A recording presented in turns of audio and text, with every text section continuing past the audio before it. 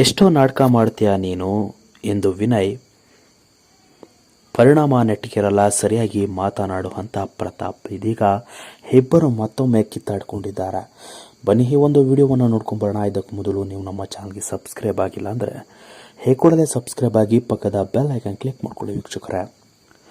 Big boss ಮನೆಯಲ್ಲಿ ಬ್ಯಾಡ್ fight ನಡೆದಿದೆ. ವಿನಯ್ ಹಾಗೂ ಪ್ರತಾಪ್ ನಡುವೆ ಜಗಳ ತಾರಕಕ್ಕೇರಿದೆ. ಬಿಗ್ ಬಾಸ್ನಲ್ಲಿ ಹಿಂದಿನ ಎಪಿಸೋಡ್ ದೊಡ್ಡ ಜಗಳಕ್ಕೆ ಸಾಕ್ಷಿಯಾಗಲಿದೆ. ವಿನಯ್ ಮತ್ತು ಪ್ರತಾಪ್ ಮಧ್ಯೆ ಬ್ಯಾಡ್ ಫೈಟ್ ನಡೆದಿದ್ದು ವೈಯಕ್ತಿಕ ವಾಗ್ದಾಳಿ ವಿಪರೀತವಾಗಿತ್ತು. ವಿನಯ್ ಮಾತನಾಡುತ್ತಾ ಅಮಾಯಕನ ತರಹ ಎಲ್ಲರಿಗೂ ಬೂದಿ ಹಚ್ಚಿಕೊಂಡು ಈ ಮನೆಯಲ್ಲಿ ಇರೋದು ಅಂದರೆ ಅದು ಪ್ರತಾಪ್ ಎಂದು ವಿನಯ್ ಅವರು ಡ್ರೋನ್ ಪ್ರತಾಪ್ಗೆ ಹೇಳಿದ್ದಾರೆ. ಒಂದು ಮಾತು ಮನೆಯಲ್ಲಿ ದೊಡ್ಡ ಜಗಳಕ್ಕೆ ದಾರಿ ಮಾಡಿದೆ.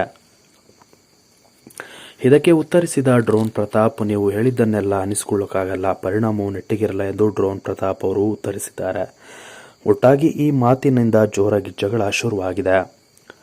ಏನ್ ಮಾಡ್ತೀಯ ನೀನು ಎಂದು ವಿನಯ್ ಅವರು ದೊಡ್ಡ ಧ್ವನಿಯಲ್ಲಿ ಆವಾಜ್ ಹಾಕಿದ್ದಾರೆ. ನೀನು ನೀಟಾಗಿ ಮಾತನಾಡೋದನ್ನು ಕಲ್ತುಕೋ ಎಂದು ಪ್ರತಾಪ್ ಅವರು ಹೇಳಿದ್ದಾರೆ. ನಿನಗೆ ಯಾವ ಮರ್ಯಾದೆ ಕೊಡಬೇಕು, ಇವನ್ಯಾವನ್ನ ಬಂದು ನನಗೆ ಹೇಳ್ಕೊಡ್ಬೇಕಾಗಿಲ್ಲ.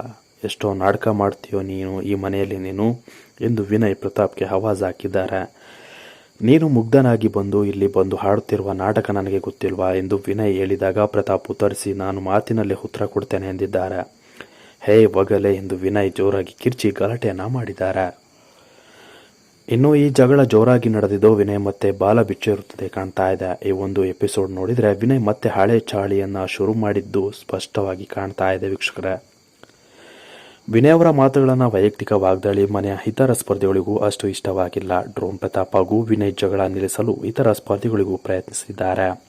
ಆದರೆ ಇವರಿಬ್ಬರು ಕೂಡ ಜಗಳವನ್ನು ನಿಲ್ಲಿಸುವಂತೆ ಕಾಣ್ತಾ ಇರಲಿಲ್ಲ.